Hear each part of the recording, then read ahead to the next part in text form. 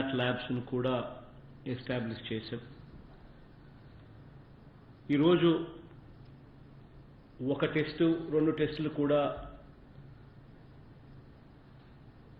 బహుశా చేయాలంటే కూడా ఈ 2 రోజులు పట్టే పరిస్థితి నుంచి ఈ నెల రోజుల్లో ఒక్క రోజులోనే 6,517 టెస్టుల స్థాయికి దేవుడి దయతో చేరుకోగలిగాం. ఈరోజు టెస్టుల పరిస్థితి చూస్తే దేశంలోనే అత్యధిక టెస్టులు చేస్తా ఉన్న రాష్ట్రం ఏదైనా ఉంది అని అంటే అది ఆంధ్ర రాష్ట్రం అన్న పరిస్థితిలోకి వచ్చాం. టెస్ట్ పర్ మిలియన్ అంటే 10 లక్షల జనాభాకు ఎన్ని టెస్టులు చేస్తున్నారు అని చెప్పి చూస్తే దేశం మొత్తం యావరేజ్ 451 అయితే ఉంటే ప్రప్రథమంగా highest number of test per million చేస్తా ఉన్న రాష్ట్రం మనది. ఇప్పటికే దాదాపుగా 74,551 టెస్టులు చేయగలిగాము.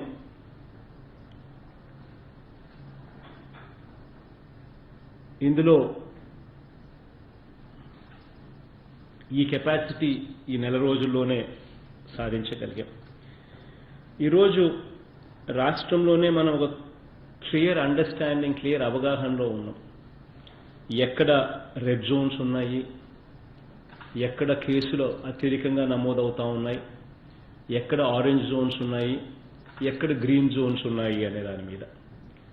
అంటే రెడ్ జోన్స్ అంటే 4 కేసులు పైచిలుకు ఎక్కడైనా పాజిటివ్ కేసులు నమోదైతే వాటిని రెడ్ జోన్స్ కింద డిక్లేర్ చేస్తా ఉన్నాం.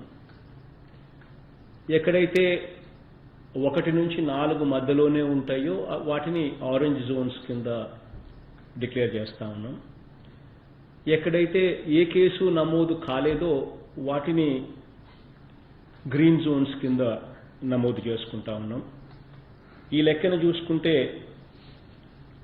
మండలాల పరంగానే చూసుకుంటే క్లియర్ కట్గా 676 మండలాలు మన రాష్ట్రంలో ఉంటే 63 మండలాలు మాత్రమే రెడ్ జోన్లో ఉంది. 54 మండలాలు మాత్రం ఆరెంజ్ జోన్లో ఉన్నాయి.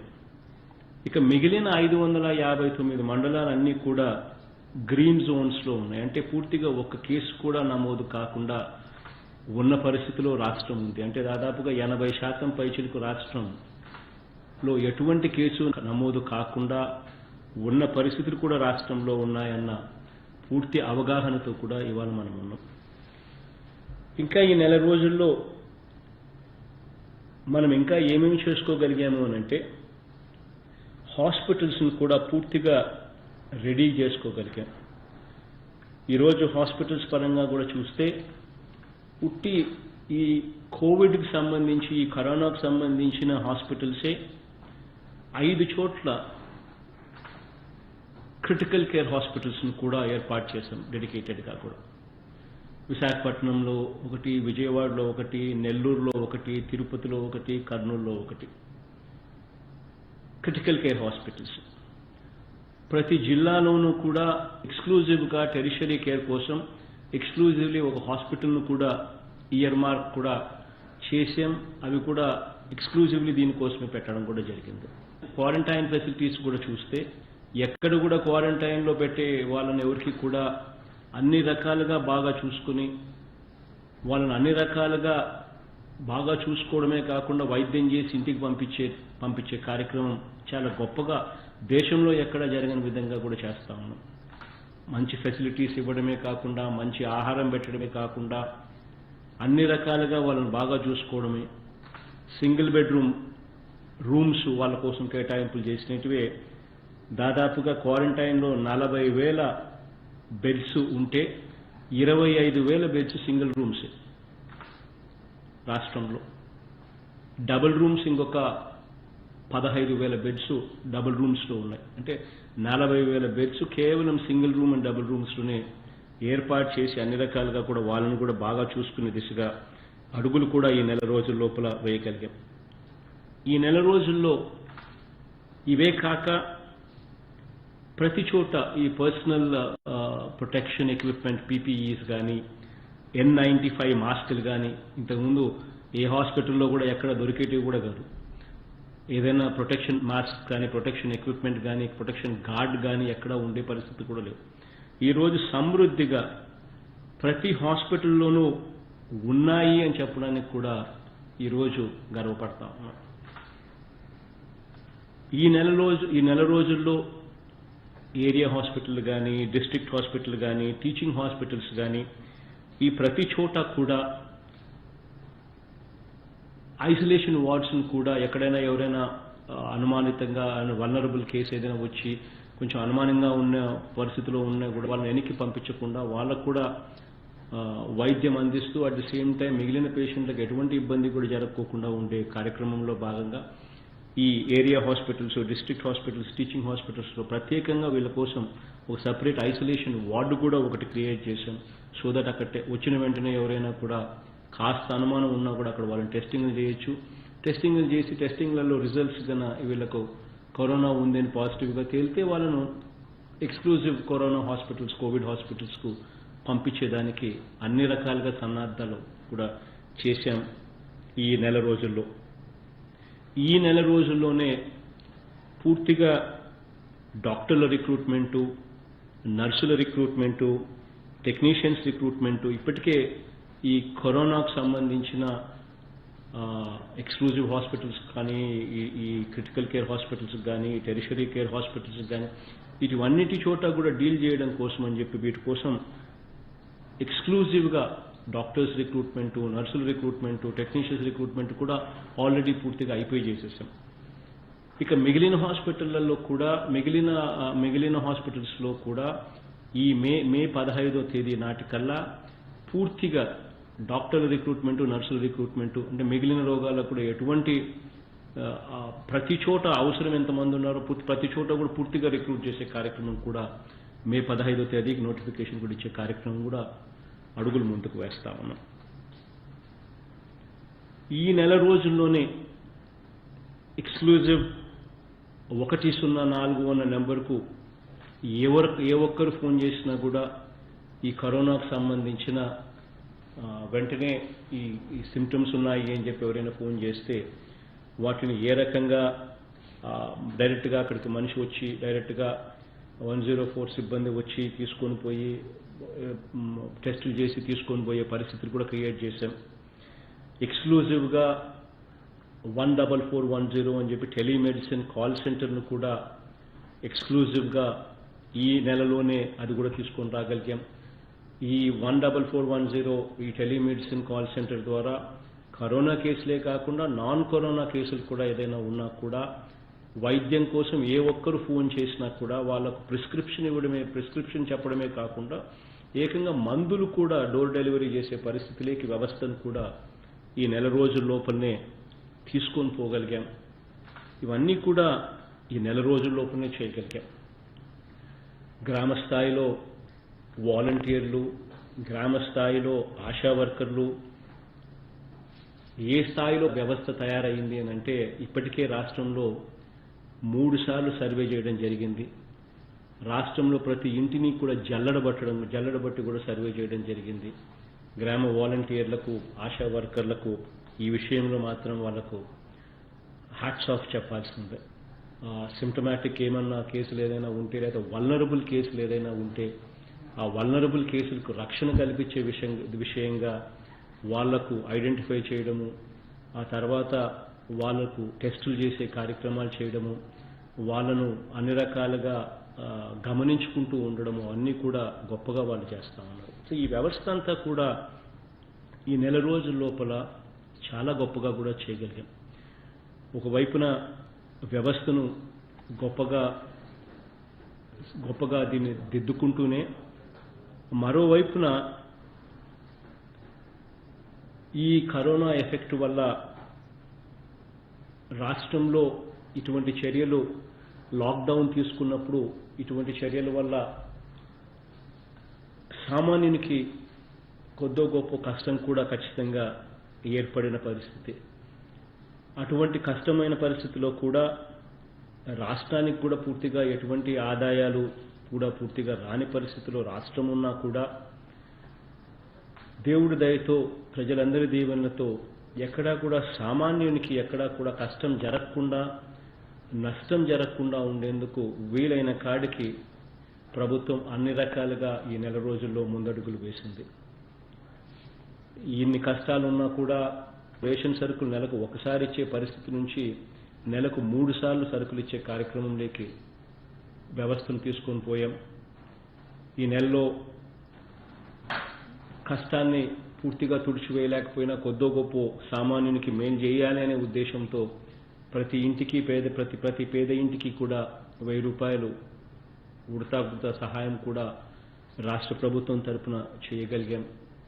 ఇన్ని కష్టాలున్నా కూడా దాదాపుగా 56 లక్షల మంది అవ్వాతాతలకి ఎక్కడా కూడా పెన్షన్ విషయంలో ఎటువంటి ఇబ్బంది లేకుండా 2250 రూపాయలకు పెన్షన్ పెంచడమే కాకుండా క్రమం తప్పకుండా ఖచ్చితంగా ఇప్పటికే ఈ కరోనా వస్తున్న సమయంలోనే కూడా పెన్షన్ ఇంటింటికి వెళ్ళి డోర్ డెలివరీ కూడా చేసే పరిస్థితిలోకి వ్యవస్థను కూడా తీసుకొని పోగలిగాం.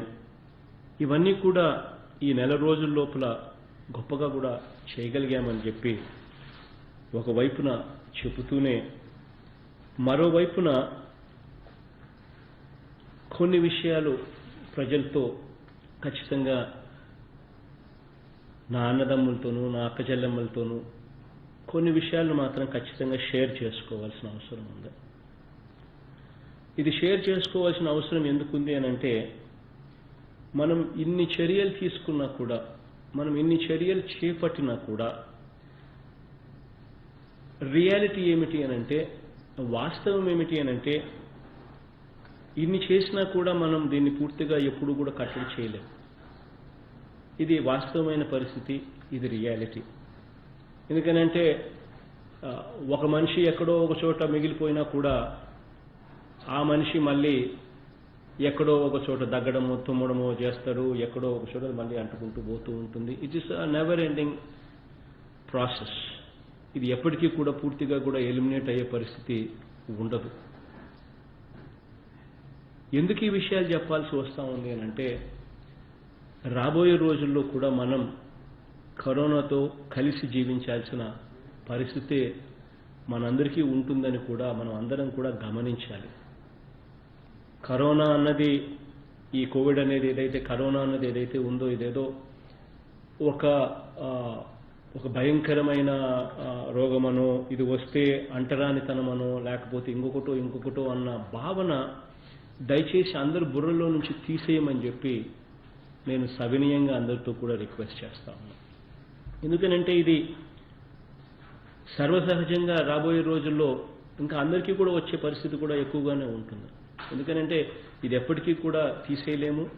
ఇది మన జీవనంలో ఇది కూడా ఒక అంతర్భాగం అవుతుంది. లైక్ హౌ స్వైన్ ఫ్లూ అని చెప్పి మనం ఇంతకుముందు చూసాం, అది కూడా అంతే. స్వైన్ ఫ్లూ కూడా it just passes on, it's contagious disease. Swine flu వచ్చినప్పుడు ఇంకొకరికి పక్కన కూడా స్వైన్ ఫ్లూ కూడా వచ్చినప్పుడు ఇంకొకరికి కూడా స్వైన్ ఫ్లూ అంటించగలుగుతాడు. ఆర్ చికెన్ పాక్స్, అమ్మోరు అని చెప్పి మనం అంటాం. ఇటువంటివన్నీ కూడా వస్తాయి. వచ్చిన వ్యక్తి ఇంకొకరిని ఎవరన్నా కానీ ముట్టుకోవడమో లేకపోతే పక్కనే ఉండడమో జరిగితే వాళ్ళకు కూడా అంటుకుంటాయి. కానీ ఇవన్నీ కూడా నయమయ్యేటివే. సిమిలర్లీ ఈ కరోనా కూడా అంతే. వచ్చినప్పుడు కాస్త జాగ్రత్తలు తీసుకుంటే, కాస్త మందులు వేసుకుంటే, కాస్త జాగ్రత్తగా ఉంటే నయమైపోతుంది. అసలు వచ్చినట్టుగా కూడా తెలియని పరిస్థితుల్లో ఏసిమ్టమాటిక్ అంటారు. అంటే నీకు అసలు కరోనా ఉందన్న సంగతి మనకే తెలియదు. అటువంటి వాళ్ళు దాదాపుగా 80% మంది ఉన్నారని చెప్పి ఈ మధ్యకాలంలో లెక్కలన్నీ కూడా చెప్తా ఉన్నారు. దేశంలోనే కాదు ప్రపంచంలో కూడా. అంటే వాళ్ళకే తెలియదు అసలు కరోనా ఉంది అన్న సంగతి. సిమ్టమ్స్ ఏమీ కనిపించవు. దగ్గు ఉండదు, జలుబు ఉండదు, గొంతు నొప్పి ఉండదు, ఏమీ ఉండవు. అది ఎప్పుడు ఉంటుందో ఉంటుంది, ఎలా వెళ్ళిపోతుందో మళ్ళీ అలాగనే వెళ్ళిపోతుంది కూడా. అంటే వాళ్ళ మీద ఎటువంటి ప్రభావం కూడా చూపకుండానే వెళ్ళిపోయే పరిస్థితి కూడా ఉంటుంది. కానీ ఇది ఎవరు జాగ్రత్తగా ఉండాలి దీనివల్ల అంటే మన ఇంట్లో మన పెద్దవాళ్ళని కాపాడుకునే విషయంలో మాత్రమే మనం చాలా జాగ్రత్తలు తీసుకోవాలి. కరోనా విషయానికి వచ్చేసరికి ఇంతకుముందు రిపీటెడ్గా చెప్పినట్టుగానే మళ్ళీ ఒకసారి చెప్పాల్సి వస్తే 81% మంది కేసులు ఇళ్లలో ఉండే నయమైపోయిన కేసులే. కేవలం 14% కేసులు మాత్రమే హాస్పిటల్స్కి పోయే కేసులు. అందులోనూ ఐసీయూ కేసులకు పోయే కేసులు ఎన్ని అని చెప్పి చూస్తే కేవలం 4% మాత్రమే. చనిపోతున్న వాళ్ళ సంఖ్య ఎంత అని చూస్తే అది కూడా కేవలం ప్రపంచంలో మొత్తం చూసినా కూడా కేవలం 3-4% కూడా లేదు అనేది కూడా లెక్కలు చెప్తా ఉన్నాయి. ఇదేదో వస్తే చెప్పుకుంటే నాకు కరోనా వచ్చిందని చెప్పుకుంటే నాకేదో సొసైటీలో నేనేదో అంటరాని వాడిని అవుతానేమో అని చెప్పే భావన దయచేసి ప్రతి ఒక్కరూ కూడా తీసేయమని చెప్పి రిక్వెస్ట్ చేస్తాను. ఎందుకంటే ఇది ఎవరికైనా రావచ్చు. ఈరోజు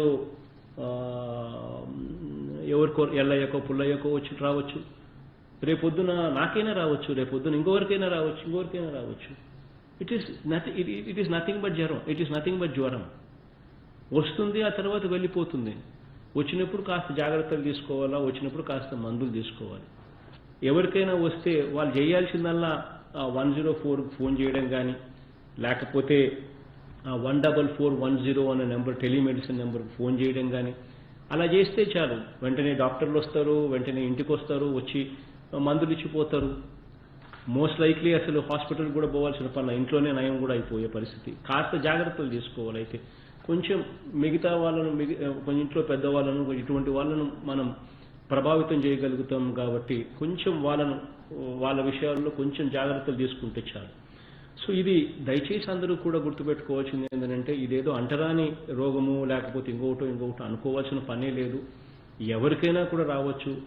వచ్చినప్పుడు దీని మీద వివక్ష చూపించాల్సిన అవసరం అంతకన్నా లేదు. ఇది పూర్తిగా నయమైపోయే చిన్న జ్వరం లాంటిదే.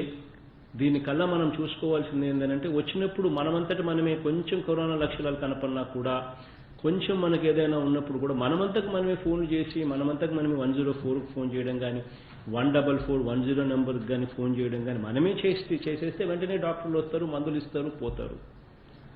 ఇది ఆ రకంగానే దయచేసి భావించాలి అని చెప్పి అందరితో కూడా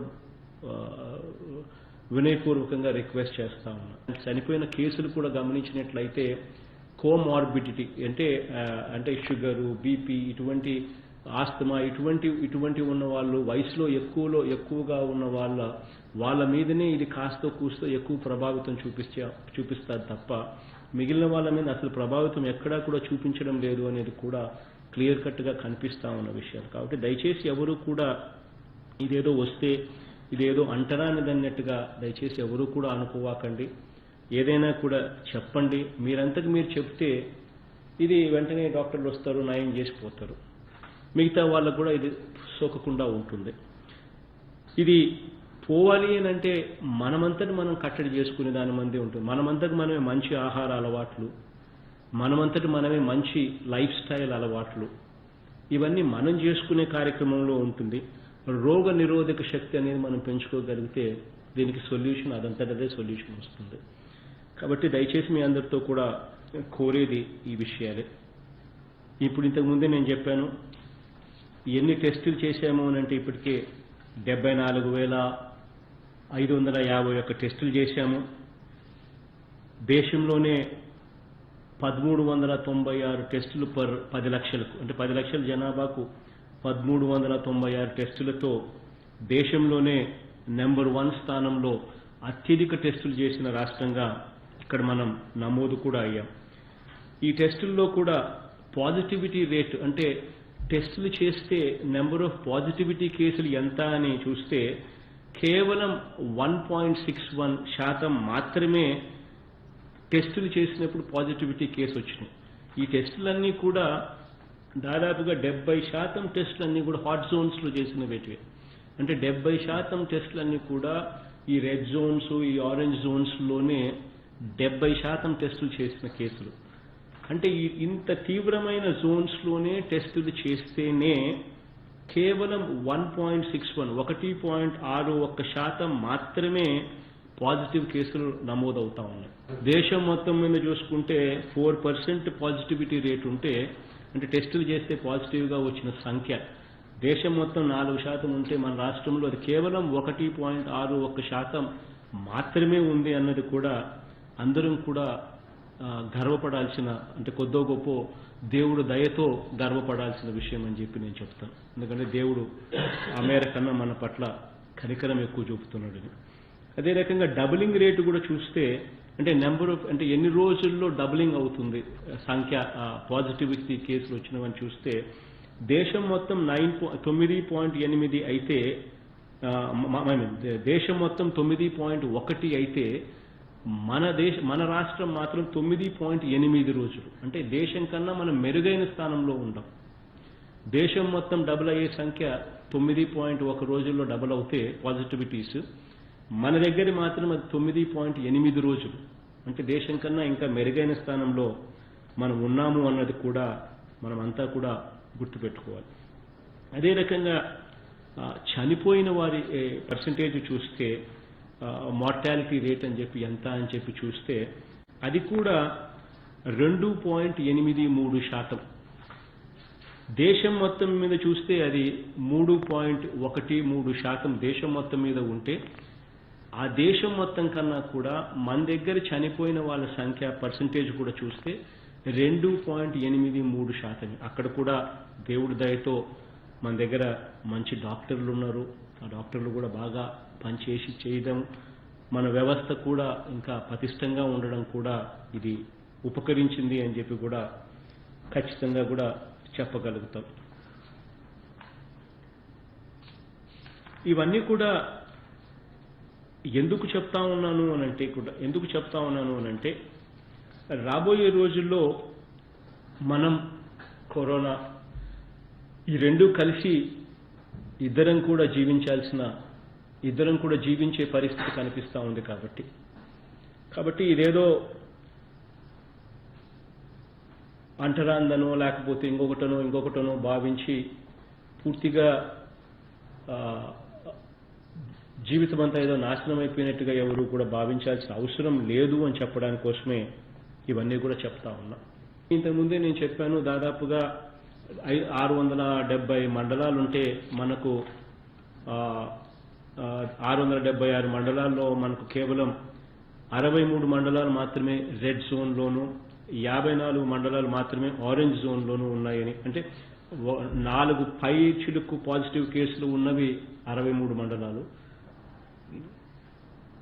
1 నుంచి 4 పాజిటివ్ కేసులు మాత్రమే ఉన్నవి 54 మండలాలు. మిగిలిన 559 మండలాలలో ఒక కేసు కూడా లేకుండా దాదాపు 80% రాష్ట్రం పూర్తిగా గ్రీన్ జోన్లోనే ఉంది అని చెప్పడానికి.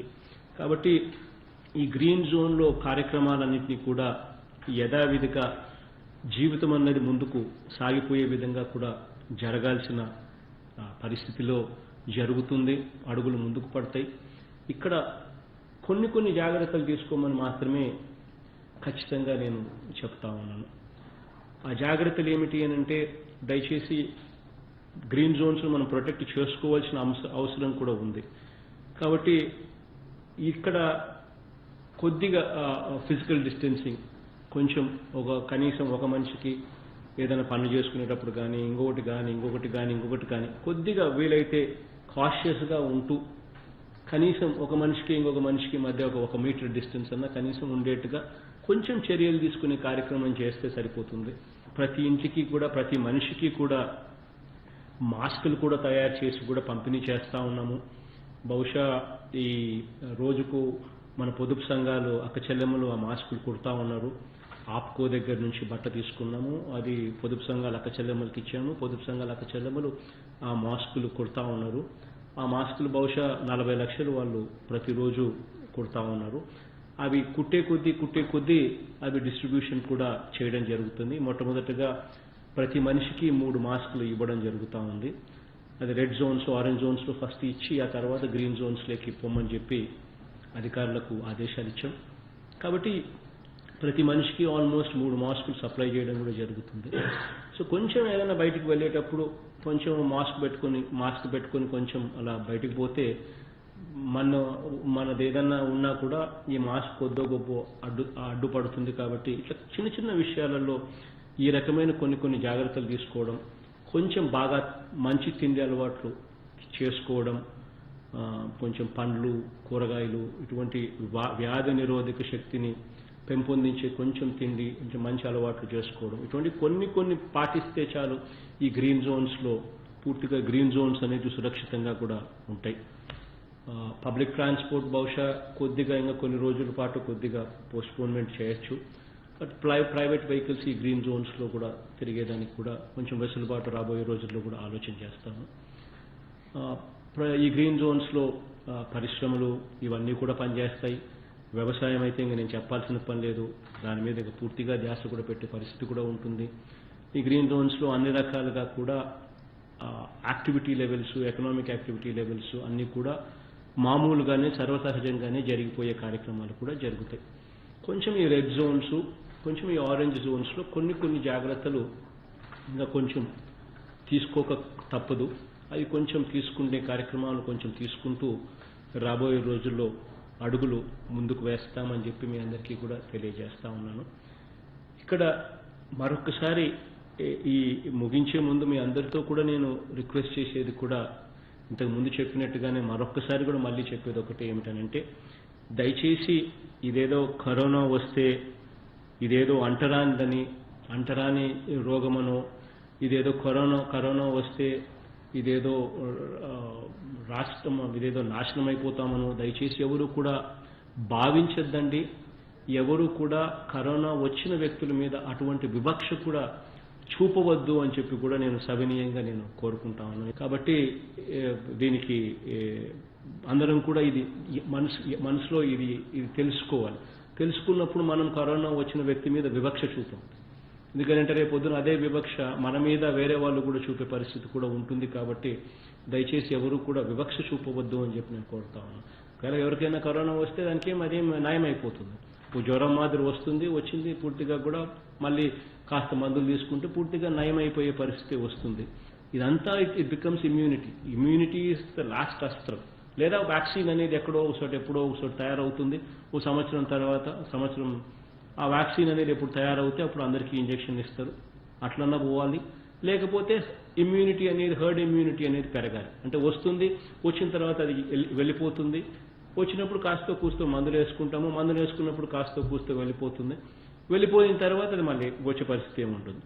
వచ్చినప్పుడు కాస్త మన ఇంట్లో మాత్రం కొంచెం ముసలి వాళ్ళ మీద కొంచెం ఈ షుగరు, బీపీ, ఈ ఆస్తమా ఇటువంటి రోగాలున్న స్పెషల్లీ వయసులో పెద్దోళ్ళు ఎవరైతే ఉంటారో వాళ్ళ విషయంలో కొంచెం జాగ్రత్తలు తీసుకోవాలి.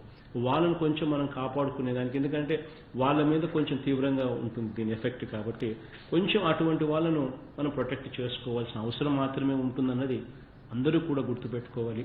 దానికోసమే 14410 టెలిఫోన్ నెంబరు, టెలిమెడిసిన్ నెంబరు ఉంది. ఎవరికి ఏ ప్రాబ్లం వచ్చినా కూడా డైరెక్ట్గా మందులు ఇంటి దగ్గరికి తీసుకొచ్చి ఇస్తారు. 104 అనే టెలిఫోన్ నెంబర్ ఎలాగో ఉంది, ఎవరైనా ఫోన్ చేయొచ్చు.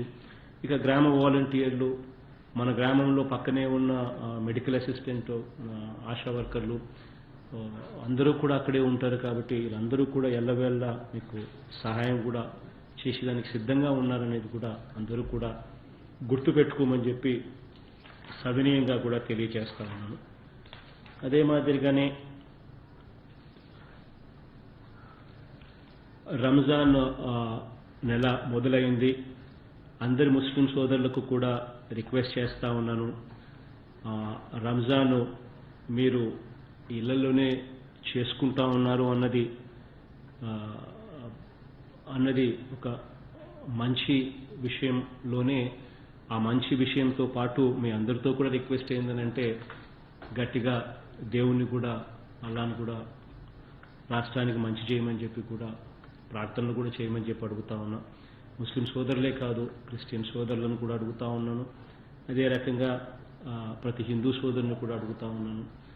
దేవుడి దయ మనకు చాలా అవసరము, దేవుడి ఆశీస్సులు చాలా అవసరం. కాబట్టి అందరూ కూడా మీ ప్రేయర్స్లో ఖచ్చితంగా రాష్ట్రానికి సంబంధించిన అంశాలను కూడా ఖచ్చితంగా కుటుంబ అవసరాలతో పాటు రాష్ట్రానికి సంబంధించిన అవసరాలను కూడా చేర్చమని, దేవుడి దయ కోరమని చెప్పి అందరినీ కూడా కోరుతా ఉన్నా. అదే రకంగా ఈ కరోనా అన్నదాన్ని మనం ఎఫెక్టివ్లీ ఈ స్థాయిలో కంట్రోల్ చేయగలిగాము అని అంటే నిజంగా రాదర్ అన్ని రకాలుగా మనం ముందుండి నడవగలిగాము అని అంటే దానికి సహకరించిన నిజంగా గ్రామ వాలంటీర్లకు, ఆశా వర్కర్లకు, ఏఎన్ఎంలకు, నర్సులకు, డాక్టర్లకు, కోవిడ్ హాస్పిటల్ స్టాఫ్లకు, ల్యాబ్స్లో పనిచేస్తూ ఉన్న ఆ స్టాఫ్కు, పోలీసులకు, మరీ ముఖ్యంగా శానిటేషన్ పనులు ఏదైతే గ్రామాలలో పారిశుద్ధ పనులు చేస్తూ ఉన్న, గ్రామాలలో మున్సిపాలిటీస్లో పారిశుద్ధ పనులు చేస్తూ ఉన్న ఆ అక్క చెల్లెమ్మలకు, రెవెన్యూ డిపార్ట్మెంట్, ఎందుకనంటే రెవెన్యూ డిపార్ట్మెంట్ కూడా ఈక్వలీ ఇంపార్టెంట్. ఎందుకనంటే ప్రతి అంశంలోనూ వాళ్ళు కూడా ఇన్వాల్వ్ అవుతారు. కాబట్టి మీరందరికీ కూడా మీరు చేస్తూ ఉన్న పని, మీరు చేస్తూ ఉన్న కృషికి మనస్ఫూర్తిగా హృదయపూర్వకంగా కృతజ్ఞతలు నేనే కాదు, రాష్ట్ర ప్రజలందరి తరపున కూడా తెలియజేస్తున్నామని కూడా అందరికీ కూడా సవినీయంగా చెబుతూ రాబోయే రోజుల్లో అంతా మంచి జరిగి జీవన శ్రవంతిలోకి అందరం కూడా త్వరగా దిశగా అడుగులు వేయాలని చెప్పి కోరుకుంటూ సెలవు తీసుకుంటాము.